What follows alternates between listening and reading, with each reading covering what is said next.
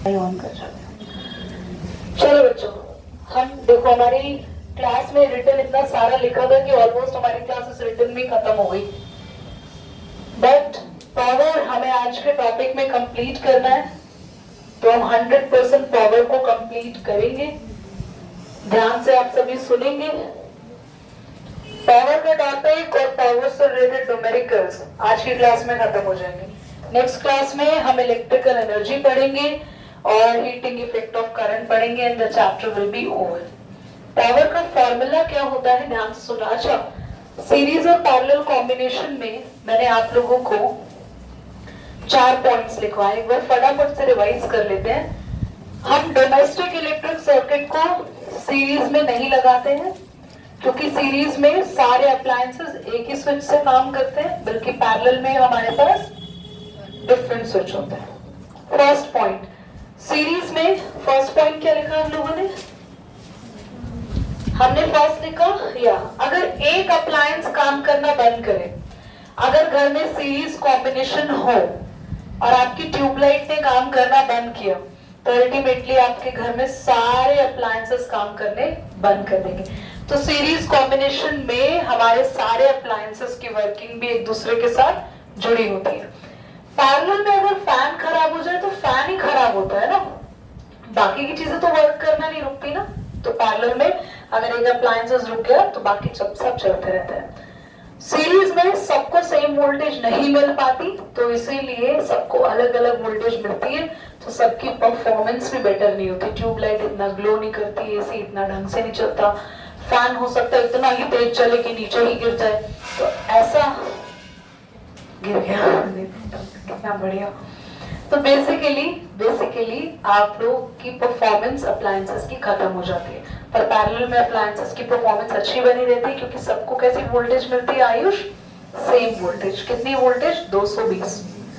फिर हमने पढ़ा सीरीज कॉम्बिनेशन में ओवरऑल रेजिस्टेंस भी बहुत हाई होता है, करंट को रुकावट मिलती है, करंट सप्लाई भी कम हो जाती है, बट पैरेलल में ओवरऑल रेजिस्टेंस हाई नहीं होता। मैंने बताया था ना, सीरीज में अगर एक के साथ दिवाली के बल्ब को देखो तो गर्म हो जाता है, पर हमारे घर के अप्लायंसेस बहुत लंबे टाइम तक चलने पे गर्म होते हैं, वरना नहीं होते। लास्ट हमने एक और पॉइंट लिखा है, बताना। एक पॉइंट और था, ये 4 ही थे बस। 4 ही, ठीक है। आज हम पढ़ेंगे क्लास एवरीबॉडी पावर। आप सबने अपने घर में पढ़ा होगा कि हमारा एसी 1 किलोवाट का है। अगर 1 टन का एसी होता है तो 2 टन का एसी है तो 2 किलोवाट का एसी है, 1 टन का एसी है तो 1.5 किलोवाट का है। ट्यूबलाइट आपके घर में 15 वॉट, 10 वॉट, 20 वॉट के आसपास रहती है। पंखा भी 15-20 वॉट के आसपास लेता है। तो ये वॉट क्या है? That is power. पावर का फॉर्मूला क्या कहता है? डेफिनेशन क्या है पावर की? पावर का फॉर्मूला होता है वर्क अपॉन टाइम। आपके घर में अप्लायंसेस जितनी देर काम करेंगे और जितना काम करेंगे, मतलब इन्होंने जितना काम किया, काम दीदी ये काम थोड़ी कर रहे हैं हमारे घर में, हमारे घर तो काम करने वाले लोग आते हैं, ये थोड़ी काम करते, काम कर रहे हैं। क्यों? क्योंकि इलेक्ट्रिसिटी यूज कर रहे हैं। जितना इलेक्ट्रिसिटी ये यूज करते हैं, यानी उन्होंने उतना काम किया, और जितनी देर तक इलेक्ट्रिसिटी यूज करी वो उसकी क्या डिफाइन हुई? पावर। तो ट्यूबलाइट 1 घंटे के अंदर कितनी इलेक्ट्रिसिटी इस्तेमाल कर सकती है, वो उसकी पावर है। एसी 1 घंटे के अंदर कितनी इलेक्ट्रिसिटी इस्तेमाल करता है, वो उसकी पावर है। तो आपके अप्लायंसेस कितनी इलेक्ट्रिसिटी यूज करते हैं, यानी वो कितना काम करते हैं और कितनी देर तक काम करते हैं, which in turn call the power of the appliances. Power को डिनोट करते हैं P से, work is the W and time is the T।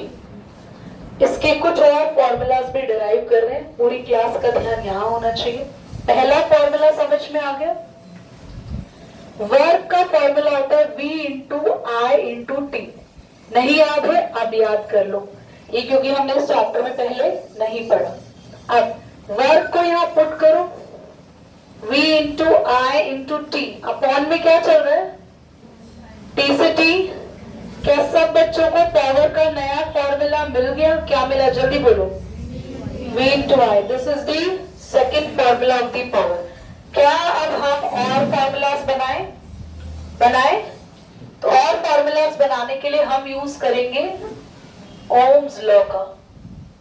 Ohm's law क्या होता है? V is equal to, तो इस वाले फॉर्मूला में हम लोग V into I में V की वैल्यू पुट कर दें। क्या है V की वैल्यू, जल्दी बोलो। और एक और I पहले से ही चल रहा है, तो टोटल फॉर्मूला हो गया I। This is the third formula of the power. समझ में आया? चलो एक और फॉर्मूला बनाते हैं। अगर V is equal to I R है तो I को क्या लिख सकते हैं? V बाय, लिख सकते हो I को, जल्दी बोलो, लिख सकते हैं। तो हम लोग यहाँ पर इस फॉर्मूला में अब P is equal to V into I में, पहले मैंने V की वैल्यू पुट की थी, अब मैं I की वैल्यू रखूंगी। क्या है I की वैल्यू, जल्दी बोलो। तो कितना हो गया ये V? So how many formulas you obtained in total? कितने फॉर्मूलाज मिले? 4। फर्स्ट फॉर्मूला क्या था पावर का? Quickly tell me. W by T। W को लिख सकते हो V into I into T, T से T।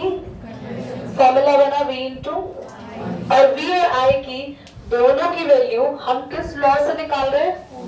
पहले V की वैल्यू लिख दी, R नीचे ले गए, I की वैल्यू लिख दी। एक बार V पुट किया और एक बार I पुट किया, और हमने टोटल 4 फॉर्मूलाज बनाए।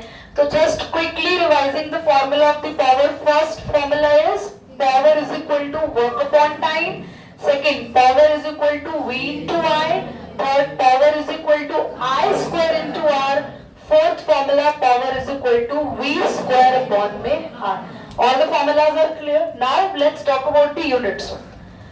The unit of power is joule per second. दीदी वॉट बता रहे थे अभी आप, वो होती SI यूनिट। हमेशा हर किसी चीज में साइंस के पास 2 यूनिट्स होती हैं, एक जो फॉर्मूला से बन जाए और एक यूनिट जो साइंटिस्ट ने बताई हो। ध्यान से देखना, वर्क को किस में डिफाइन करते हैं? जूल में। और टाइम को किस में करते हैं? सेकंड में। तो इसको देखते हुए हमारी यूनिट बनी unit of power, that is joule पर और J पर सेकेंड। ठीक है। SI यूनिट क्या होती है पावर की? वॉट, दैट इज, समझ में आया? और 1 किलोवाट में कितने वॉट्स होते हैं? 1000 watts. Let's quickly revise the power. Power क्या होता है बच्चों? Power is defined as work done by the electrical appliances during the duration of time. What is the formula of the power? W upon T. And by the formula W upon T, we can derive the 3 more formulas: V into I, V square upon R, I square into R. What is the unit of the power? Joule per second. This joule per second is by the formula W by T. And what is the SI unit of the power? Very good. Be louder. And 1 kilowatt is equal to. Keep this in your mind because this unit conversion will helpful in the next topic. अभी हम लोग ना सीखेंगे that how you can calculate your electricity bill. अब आप अपने घर में इलेक्ट्रिसिटी बिल अपना खुद बना सकते हैं, नहीं तो अब नेक्स्ट टॉपिक पढ़ने के बाद आप अपने घर का इलेक्ट्रिसिटी बिल पढ़ सकते हैं। दीदी हमें पढ़ना आता है, तुम क्या पढ़ते हो? बस लास्ट का नंबर, बिल कितना आया, बिल जनरेट कैसे हुआ, किसी को पढ़ना आता है आपका इलेक्ट्रिसिटी बिल कैसे जनरेट हुआ? Can you able to read the whole electricity bill of the house? But now from the next topic you can able to read the electricity bill of the house, and this will gonna really help you. But note करो इसको पहले जल्दी से। समझ में आया नहीं आया?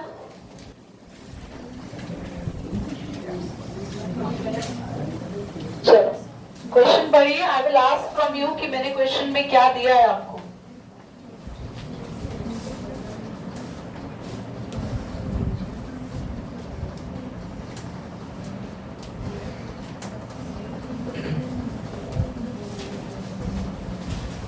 Okay, have you understood the question? Have you understood the question, everybody? Now the question will be explained by Dev. Can you explain the question, what it is saying? Electric bulb 220 volt, ये electric bulb है वो 220 volt rated है और 100 what है। When it is operated on 110 volt, जब वो 110 volt पे operate होता है तो पावर कंज्यूम विल बी, तो पावर क्या होगा? तुम आज ना रात को पूरा सो जाना 10 से सुबह 5 बजे के बीच में। जब आप गहरी नींद में सोएंगे तो तनिक आपकी आवाज निकल पाएगी, वॉइस बॉक्स थोड़ा दब गया है बेटा अंदर। एक इलेक्ट्रिक बल्ब है जिसकी ऊपर एक रेटिंग लिखी हुई है कि उस बल्ब में कितनी वोल्टेज दी जा रही है। जल्दी रीड करो। इलेक्ट्रिक बल्ब की रेटिंग दी गई है 220 वोल्ट and 100 watt. अब if the voltage will be, voltage change हो रही है ना 110 वोल्ट, तो बताना है ये तो पुरानी पावर थी जब कितनी वोल्टेज मिल रही थी 220 वोल्टेज दे रहे थे, तो बल्ब की पावर थी 100 वोल्ट। अब अगर हमने वोल्टेज सप्लाई कम कर दी, तो हमें तो पता है ना अगर वोल्टेज कम आती है तो हमारे घर में जो बल्ब है या ट्यूबलाइट है उसका ग्लो कम हो जाता है। Have you noticed? अब वोल्टेज कम आने से ये ग्लो क्यों कम हुआ? क्योंकि उसकी पावर कम हो जाती है। तो उसकी कितनी पावर कम हुई वो कैलकुलेट करेंगे। बहुत ध्यान से सुनना, पूरी क्लास का ध्यान यहाँ होना चाहिए, तभी ये क्वेश्चन समझ में आएगा। हमारे पास पावर के फॉर्मूला थे W/T, फॉर्मूला था V × I, V²R और I² में उल्टा लिख दिया, V²/R और I²R, ये फॉर्मूला थे। बच्चों हमारे पूरे क्वेश्चन में देखो गिवन क्या है और क्या क्या चीजें हमें पता है। तो अगर हम ध्यान से देखें तो हमें वोल्टेज के बारे में पता है, तो यानी कि वोल्टेज से रिलेटेड फॉर्मूला हमारे यूज होने वाले हैं। या तो हम ये वाला फॉर्मूला यूज करेंगे या फिर ये वाला फॉर्मूला यूज करेंगे। अब कौन सा फॉर्मूला यूज करें? V × I को यूज करें या V²/R को यूज करें, इसको समझने के लिए थोड़ा सा दिमाग लगाओ। एक बल्ब है जिसकी वोल्टेज थी 220 वोल्ट, बट अगर हमने वोल्टेज कम कर दी, that is 110 volt. If you decreases the voltage तो ऑटोमेटिकली करंट भी कम हो जाएगा। यस और नो? तो हम ये वाला फॉर्मूला यूज नहीं कर सकते क्योंकि करंट भी इसमें चेंज होने वाला है। अब ऐसी कौन सी चीज है कि अगर हमारी वोल्टेज कम आ रही हो या करंट कम आ रहा हो जो नहीं बदलता है? हमारे घर के इलेक्ट्रिकल अप्लायंसेस का अपना खुद का रेजिस्टेंस। याद रखना हमारे घर के इलेक्ट्रिकल अप्लायंसेस की क्या प्रॉपर्टी चेंज नहीं होती if you decreases the voltage, if you decreases the current? Resistance. तो इससे हम क्या करेंगे? सबसे पहले पावर का फॉर्मूला लगाएंगे V²/R। पावर हम वही यूज करेंगे जो हम पहले दे रहे थे 220 वोल्ट, सॉरी 100 वॉट, और वोल्टेज कितनी रखेंगे? यहां से कैलकुलेट कर लेंगे बच्चों resistance. 220 should be multiplied twice, now 100. Is that clear? तो रेजिस्टेंस हमारे पास कितना आ गया बच्चों? मल्टीप्लाई करें जल्दी से। 484 ओम। जल्दी बताएं बच्चे, आ गया? हमारी वोल्टेज कितनी थी? 220, पावर कितनी थी? 100। हमने रेजिस्टेंस निकाल लिया। Again I am going to tell you बेटा, प्लीज बहुत ध्यान से समझ लो। If you are going to change the voltage and the current of any appliance at your home, if you see right now in summers the voltage keeps on decreasing in night, so what will change? Current will change. And what will not change? So resistance will remain same at any condition. So what we did, हमने first formula से क्या calculate कर लिया? R, ताकि दोबारा जब ये formula लगाए तो दोबारा फॉर्मूला लगाने पर नई वोल्टेज कितनी रखोगे? इंटू 100 और रेजिस्टेंस कितना रखे? क्या 484 को 22 इंटू 22 लिख दें? इजी रहेगा कैंसिल करना, क्योंकि 484 कैसे आया था, तो आपके पास फटाफट से ही कैंसिल हो जाएगा। समझ में आ रहा है आपको 11 के टेबल से? And 2 5s are 10, 2 5s are 10, 5 5s are 25 what. तो which option is correct? Absolutely right. कुछ बच्चों ने ये सोचा होगा कि अगर हमारी वोल्टेज 220 से आधी हो गई तो वॉट भी 50 आएंगे, बट वो लॉजिक यहाँ पे काम समझ में आया? करिए नोट। क्लास ध्यान से देखना, हम पढ़ने वाले हैं इलेक्ट्रिकल एनर्जी। ये एनर्जी और कुछ नहीं है बच्चों, ये जो इलेक्ट्रिकल एनर्जी वर्क को ही कहते हैं, वर्क ही होता है हमारी एनर्जी। याद करो हमने क्लास 9th में पढ़ा था कि एनर्जी और वर्क इक्वल है, तो वर्क का फॉर्मूला क्या हो जाएगा? पावर इनटू, है ना? तो हमारे पास इलेक्ट्रिकल एनर्जी का फॉर्मूला क्या होता है? जल्दी बोलो, पावर इनटू टाइम। और इसकी यूनिट क्या होती है? पावर की यूनिट जल्दी बोलो क्या है पावर की? पावर की वॉट और टाइम की आवर्स। इलेक्ट्रिकल एनर्जी में आवर्स में लिखते हैं, इलेक्ट्रिकल एनर्जी में पावर निकालते हुए सेकंड में लिखना, तो होगा वॉट आवर।